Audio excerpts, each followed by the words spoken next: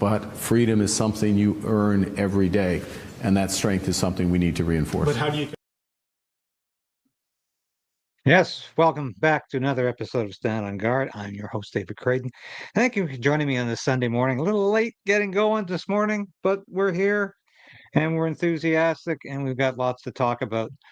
When I come back in mere moments, I'm broadcasting to you live as per normal from Ottawa. Be right back.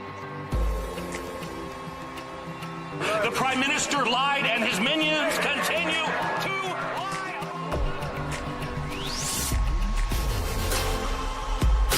We need political change, but we also need to resolve to resist.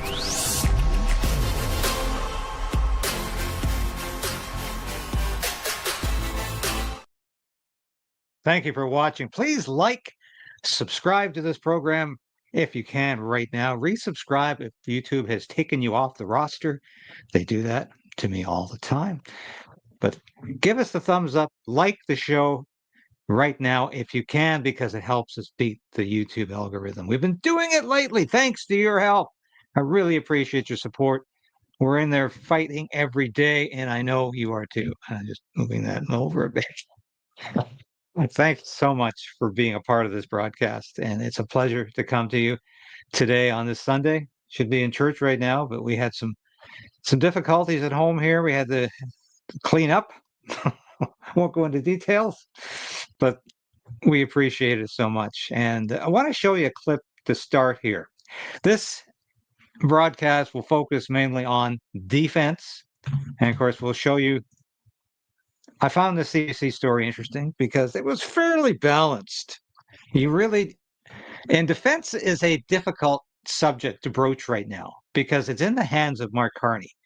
And, well, we'll get into that in a minute, but I forgot to show you this yesterday. This is a brilliant clip from the Greg Gutfeld show. Now, a lot of you probably watch Greg at night. He's the most popular late night talk show host on television.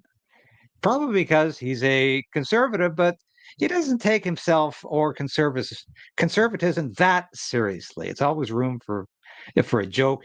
And he can laugh at himself and he can laugh at others. And I think that's why the show is so popular. But here's his take on the Justin Trudeau, Katy Perry romance. When idiots find love.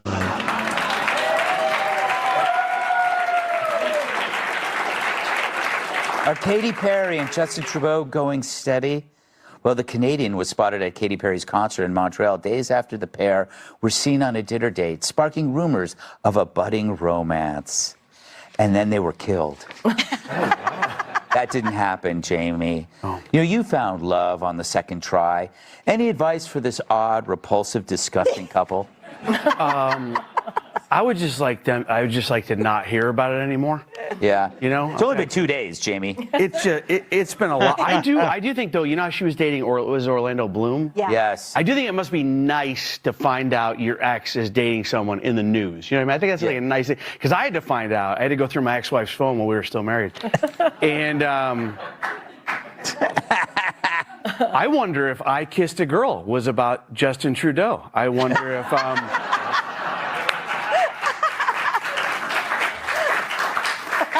Brooke, I think what's beautiful about this story is if they are together, they save two other idiots from pain and suffering.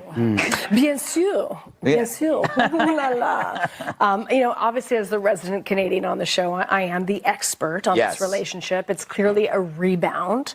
That's obvious. But I can see why they like each other. They both, they have a lot in common. They both love flamboyant costumes, right? Yes. You know, she's the queen of Hollywood. He's the queen of Bollywood. Yeah. She's the queen of pop. He wants to be the king of Canada because he's a fascist dictator.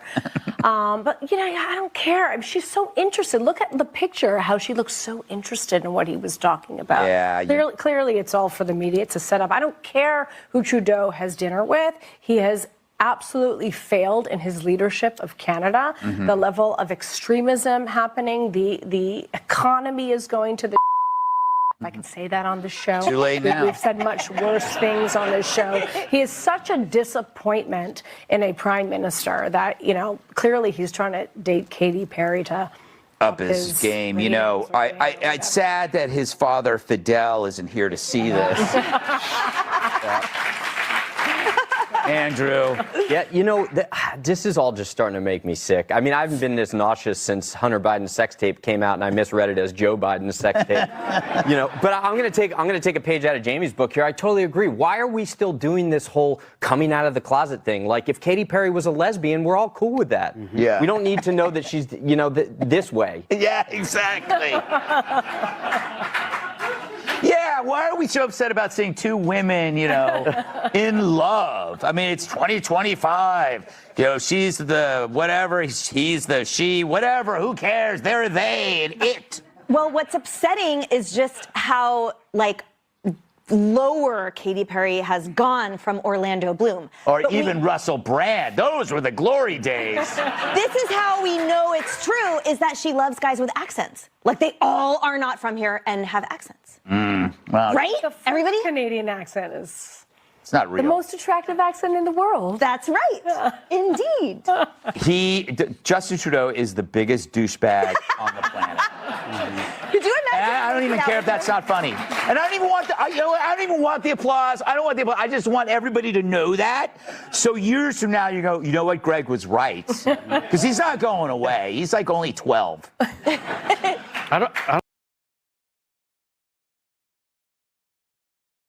Okay, I was asked the other day whether I cared about this story, and I said, we can't leave Justin Trudeau alone. That's what he wants. I want to be alone.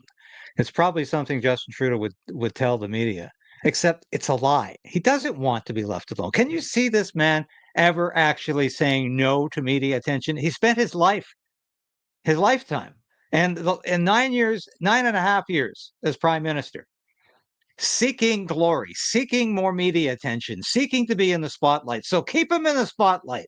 Keep asking questions, because I tell you what we're interested in. I don't really give a damn if he's going to bed with Katy Perry or whether the two of them are just feeding off each other or what the relationship is all about. But where's Justin Trudeau's next job? He's still unemployed as far as we know. And of course, he could stay unemployed. He's got a pension as a prime minister. He's got he has an MP's pension plus a prime minister's pension plus the family fortune. He could sit on his posterior for the rest of his days and never work again. But of course, where's the job with the UN? Does he want to be the next Secretary General of the UN? Here's my prediction. Yes, he's waiting around for Guterres to leave as Secretary General of the United Nations, and Justin Trudeau will want that job. Or he is already cozying up to the Schwab family at the World Economic Forum. Maybe he'll be the next director or co-director with Schwab's family of that organization. It's going to be a globalist job, so he can continue to inflict pain and punishment on Canada and other democratic countries to any degree that he wishes. That's what Justin Trudeau is all about. So that's my prediction for Justin Trudeau, and that's why we can't leave him alone until we know where he's going. And it's, this is obviously another attempt by Justin Trudeau to get some easy publicity. All right, on to national defense. I want to preface this by saying, as you know, I served in the Canadian Air Force. At the time I was in, it had not gone back to the wonderful Royal Canadian Air Force. I fought for that name designation for years. I fought in terms of writing articles about it, encouraging in the back room, encouraging the chief of the air staff, whom I interviewed several times for stories, encouraged. And finally, Peter MacKay, as defense minister, redesignated the Royal Canadian Air Force. And that was a great day. And I was always somebody who said, yes, Canada needs to spend 5% of the gross domestic product on national defense. This was a given for me. And I said, great, if we want to be a member of NATO, if we want to participate in NATO, we need to contribute to that degree.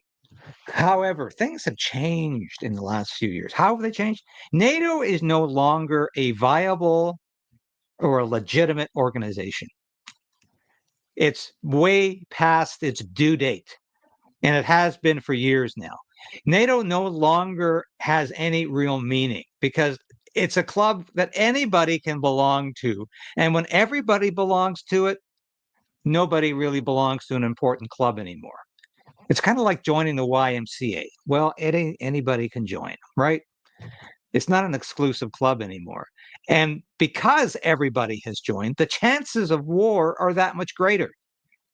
I mean, if a country is inadvertently even invaded, every country in NATO is automatically at war. That is part of the NATO convention. So therefore, if there's a country in Eastern Europe that you probably don't even know exists after the fall of the Soviet Union, a lot of countries were reformulated, countries broke apart and reformed as new countries. Canada's at war because some nation in Eastern Europe was attacked by another nation. And that's what makes it dangerous. It's also continually expanding to Russia's border. Ukraine cannot be a member. That was stupidity, foolhardiness to even consider that in the beginning. Ukraine cannot be a member any more than Cuba could have had nuclear missiles aimed at the United States in 1962. That as well was stupidity. But of course, as far as the U.S. is concerned, as far as NATO is concerned, is a double standard. The double standard is okay, but it's not okay. So NATO should be disbanded. Europe should look after its own defense. The United States and Canada should not be spending money on European defense. But that's where Mark Carney wants to go.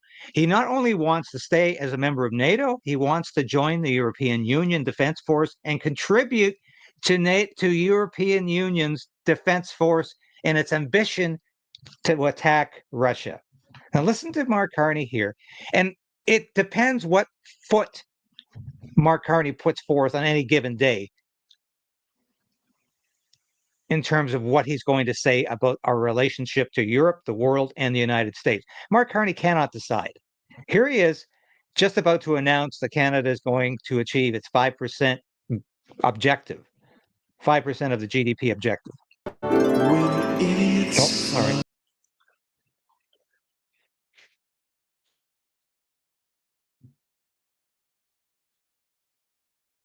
I've got to. Sorry, I have to get that. My apologies. I thought I had that lined up. I don't. I have to get it for you. Here we go.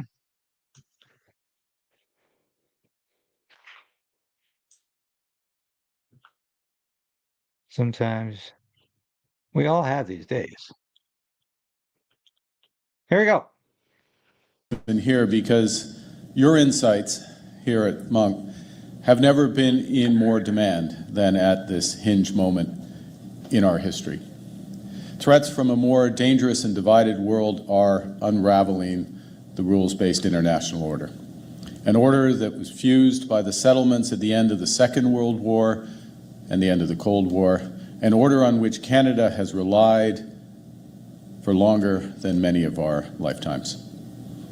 And while the consequences of these developments are profound, we have agency. We have agency in determining what comes next. Canada can work towards a new international set of partnerships that are more secure, prosperous, just, and free.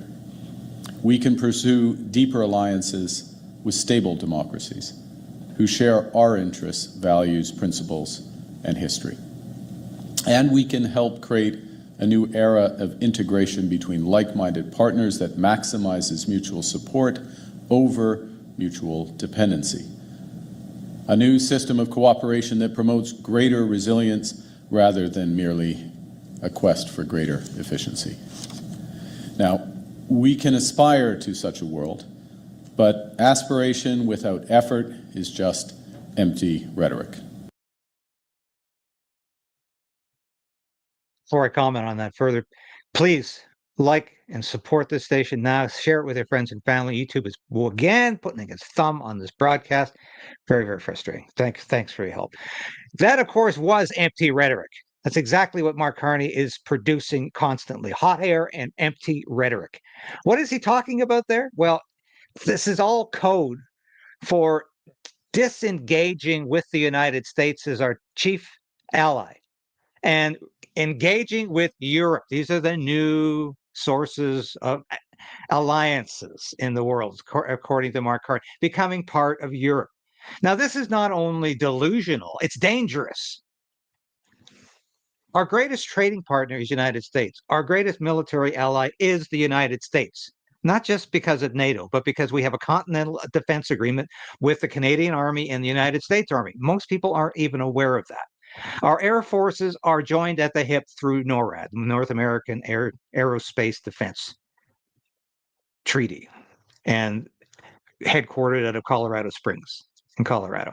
Our air forces are joined at the hip. We are connected through NORAD, continental defense, and of course, while it lasts, NATO. And we are connected continentally. We are attached to the United States via North America. We are not attached to Europe. There's an Atlantic Ocean between us and Europe.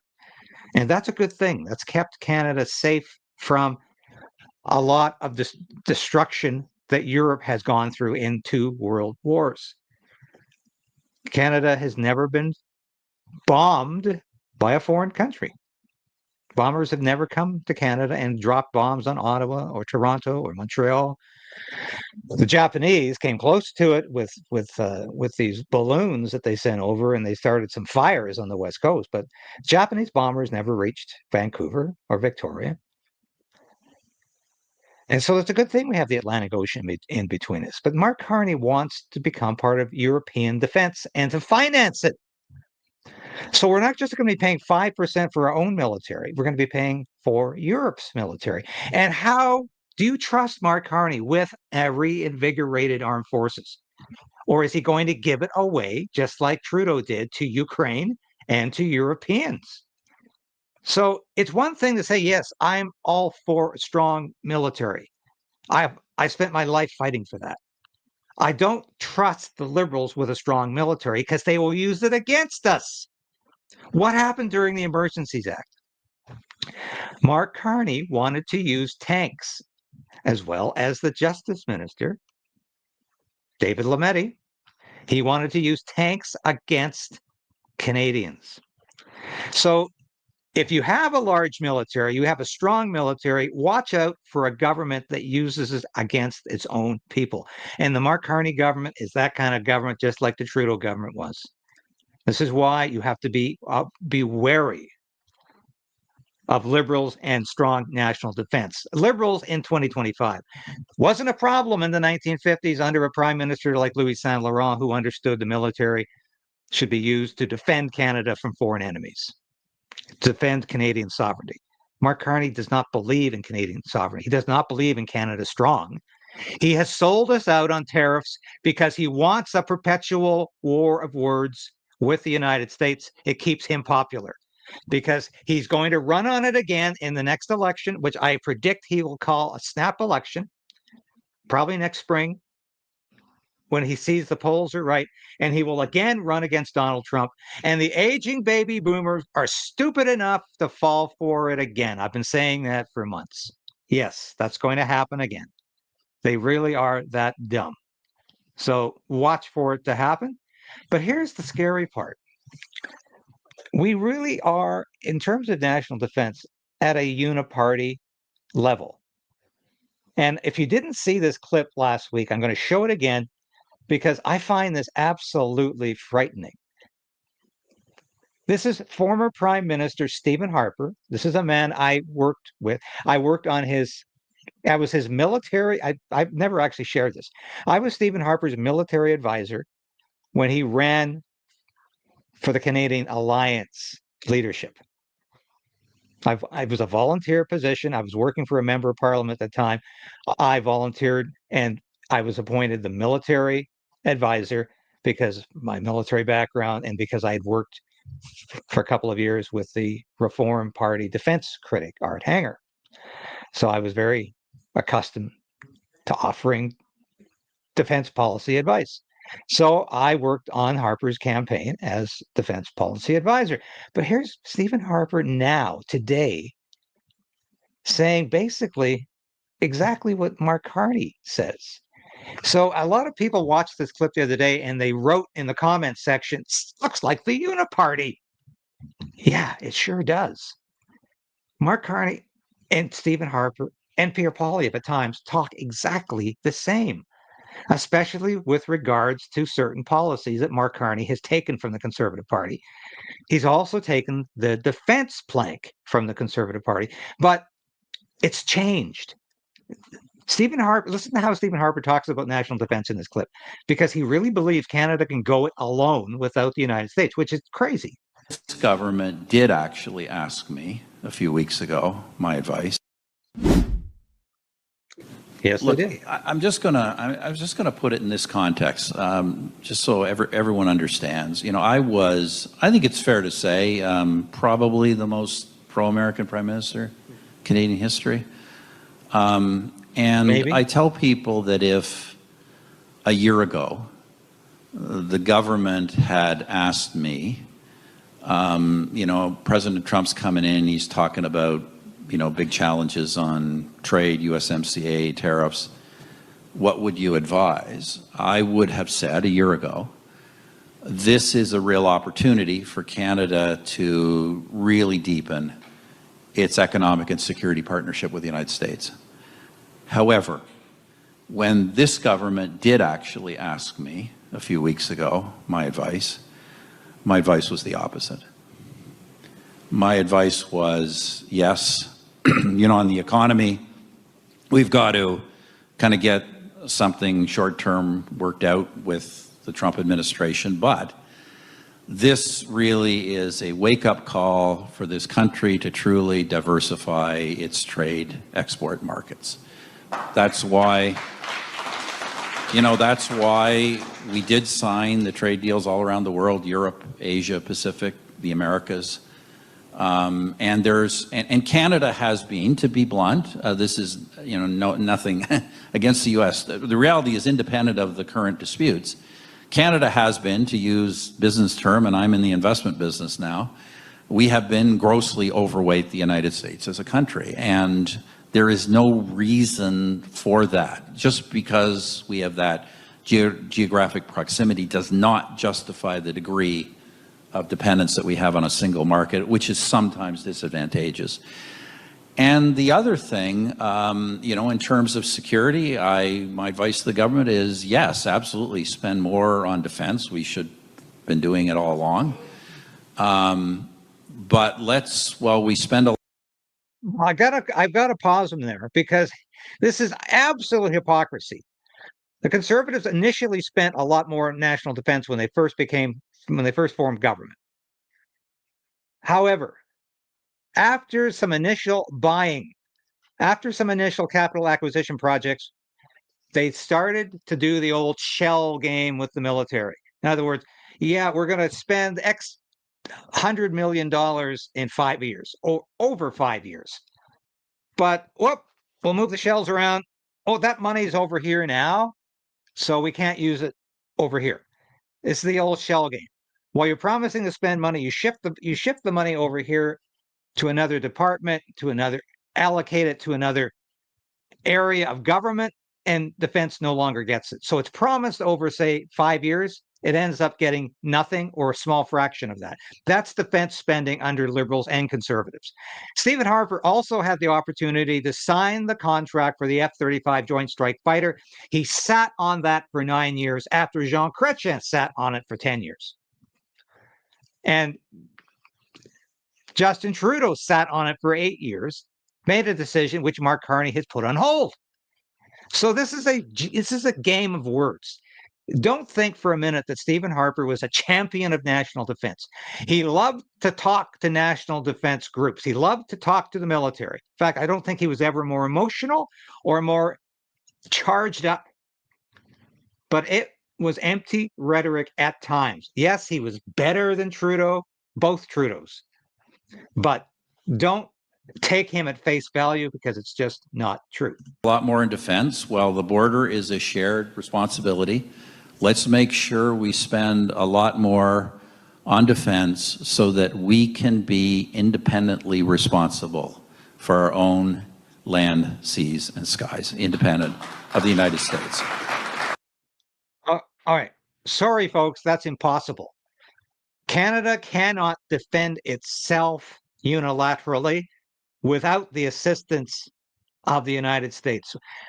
This has historically been the case. We couldn't defend ourselves by ourselves without the British Empire. When the British Empire fell, when it collapsed very gradually between 1918 or 1914 actually began to erode during the First World War, when it incrementally began to recede as the largest empire the world has ever known from 1914 to 1945. And then from 1945, it rapidly disbanded as colonies declared independence, or Britain basically granted all of those African colonies and other colonies around the world independence. And the British Empire was a thing of the past. It was history. It was a state of mind. And it became the Commonwealth, which is simply a club with no real power behind it. But up until 1945, of course, the British Empire defended Canada.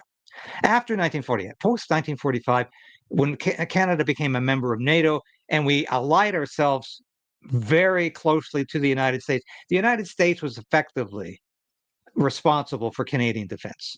Canada cannot defend all of its borders. It's too large a country with too small a population base, too small a taxation base to adequately fund the military that would be necessary to actually defend all of Canada's borders. Not going to happen. And of course, during the Cold War, Canada did not spend any money on nuclear weapons. We lived under the United States nuclear umbrella. I've said that for years. While Pierre Trudeau was pissing on the United States at every opportunity, never for a moment thanking the United States for the nuclear umbrella. Yes, we did have nukes. We did have nuclear weapons at Comox, British Columbia, where I grew up. It was a big secret at the time. Not anymore. I think that came out in 1982. It was declassified. We also had nuclear weapons at Bagotville, Quebec.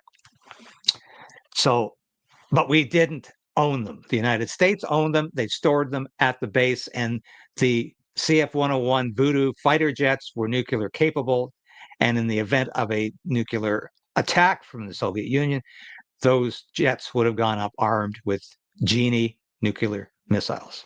And that's a little bit of history for you. However, with having said that, Canada cannot defend itself. I'm going to play a bit of a clip. This is Andrew Leslie before the Defense Committee. Who is Andrew Leslie? Well, he's a former member of Parliament, former chief government whip under Justin Trudeau. He's now a huge critic of the Liberal government. Well, he was of Trudeau. I haven't heard him recently. But of course, he was also a lieutenant general in the Canadian Army. He was the commander of Canadian Forces Transformation. That was his last job in the Canadian Forces before he retired. He's the grandson of two defense ministers, including Andrew McNaughton, who was a First World War hero and defense minister under Mackenzie King. So Andrew Leslie knows quite a bit about national defense. Here he is describing how bad things really are within that department. Thank you, Mr. Chair. Can you hear me okay? We can. My intent is to offer some criticism of the status quo so that we can learn, and then perhaps in question period get into some solutions. Essentially, in my opinion, strong, secure, engage, the precursor to the current defense policy, delivered nothing substantive in terms of modern military equipment, which saw Canada, in fact, become weaker, more insecure, and essentially absent from the deployable stables of troops required for either United Nations missions or, of course, NATO. The 2024 defense policy update of Our North Strong and Free is no better, unfortunately, in that it promises some urgently needed equipment years from now, but nothing today. Indeed, the 2024 defense spend will be less than that of 2023. It's the old shell game. That's deferring military spending over 5 or 10 years. In the end, governments change, policies change, departmental strategies change. The money is never allocated. The money's allocated but never delivered. And Andrew Leslie knows that as well as anybody. Of course, we're well aware of what just happened down in the United States. Both Republicans and Democrats are united and increasingly vocal about telling Canada how disappointed, frustrated, and fed up they are with Canada's failure to defend itself and their allies, with a special mention on the Arctic. Meanwhile, as we know, and I was involved in the last NAFTA renegotiations, that's coming due at a time when a variety of key players down south have articulated clearly the base of 3% perhaps looms on the horizon, and how defense, security, trade, and border security are all intertwined. At this time of crisis internationally, with what's happening in the Middle East, in Ukraine, Canada's military readiness is at its lowest level in 50 years. Canada spent last year in 2023 more money on consultants and professional services than it did on the Army, Navy, and Air Force combined, which, quite frankly, is madness.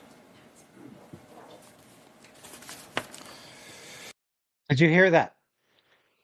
We're already spending more money on consultants, or the Liberal government spent more money on consultants than it did on the Army, Navy, and Air Force. The Army has over 50% of its vehicle fleets which are awaiting spare parts and technicians. The Navy is struggling mightily, bless them, to keep elderly warships, a handful of them at sea, specifically in the Indo-Pacific, and they're desperately short of trained sailors. And the Air Force has been unable to participate in significant NATO deterrent exercises either up north or out over the oceans, in conjunction with our friends and allies, because they don't have the pilots, the spare parts, or the money to fly the aircraft. In the Arctic, which is many times larger than Europe, Canada has fewer than 300 military support staff who are not deterrent. They're essentially unarmed. Some of them are part-time, bless them, and about 1,600 Skidoo equipped with rifles, Canadian Rangers, who are not combatants. Their role is to observe and report. The bottom line is that Canada has no permanently assigned combat elements to deter potential presence by the Russians or the Chinese, who are showing up in our waters with increasing frequency. Now, Andrew Leslie goes on, I'm not going to play the whole clip. He goes on to explain that Canada is out of ammunition. We've given it all to Ukraine. We're out of Leopard tanks. They're all been destroyed. Now, whether it's 2% of the GDP or 5%, and Carney is gunning for 5%. He's already said 2% yes, but we can probably make 5%. Do you trust Mark Carney with a newly restored national defense? Is it going to go to defend Canada, or is it going to go to defend Europe again? And I submit to you, good people, we cannot trust Mark Carney with a strong national defense. He'll use it to defend Europe. Now, I want to show you a clip here, just if we can segue into Mark Carney's really stupid timing with his decision to recognize a two-state solution in the Middle East, an independent Palestine. Conservative leader Pierre Poilievre is condemning the Liberals' major foreign policy shift. That is the decision of the Carney Liberals to recognize a Palestinian state very shortly without peace talks or a rejection of terror. They argue that it rewards violence, not peace. Palestinians deserve to live free of Hamas and other terrorist groups, where the people can build their lives and raise their families living peacefully next to the Jewish state. That is the two-state solution Conservatives support. Prime Minister Mark. What does that mean? Can anybody tell me what that meant? That is the two-state solution the Conservatives can support. How in the hell are these people in Gaza supposed to live in peace and prosperity next to Israel when Israel has razed every building in that area to the ground? When people are starving, when they can't get access to food. Now, I'm not going to use the G word to describe this because I think it's overused. But this is horrendous what's happened in Gaza. It's horrendous. And if Israel wonders why nations around the world are calling for a two-state solution now when they never did, maybe it's got something to do with Israel's behavior in Gaza, which has been, in my opinion, extremely disturbing and disappointing. Nobody has fought for Israel stronger than I have. I have debated Holocaust deniers. I have spent a couple of months on a kibbutz. I've loved Israel. I love the Jewish people. I love the very notion of an independent Israel. But I hate what the Israeli Defense Force has been doing in Gaza. It reminds me of other regimes in the past that did this sort of thing and were charged and convicted with war crimes. It's horrible. So I don't know what Pierre Poilievre's talking about here. And clearly he wants to differentiate himself to some degree from Mark Carney, but not really, because he believes in a two-state solution, but he's going to redefine that. So I'm not satisfied with his explanation here. I think he needs to do better. But I'm not going to hold my breath for that, because right now Pierre Poilievre's in the fight of his life in a by-election where he needs to be a heck of a lot more principled conservative and stop talking to CBC and CTV. Stop talking to the mainstream media. Start talking to broadcasters like this one and others that are not propaganda organs, but will ask good, honest questions and expect good, honest replies. We'll give Pierre Poilievre the opportunity to express how conservative he really is and what he really envisions as a man who continues to lead the Conservative Party of Canada, not a uniparty. I think that's where we need to go with this. And I think that's vitally important. Vitally important. So I'll leave it at that for today. Thanks for your attention. Thanks for being here. We love you. God bless this country, and God bless all of you on this Sunday. Bye for now. Back again tomorrow at 10 a.m.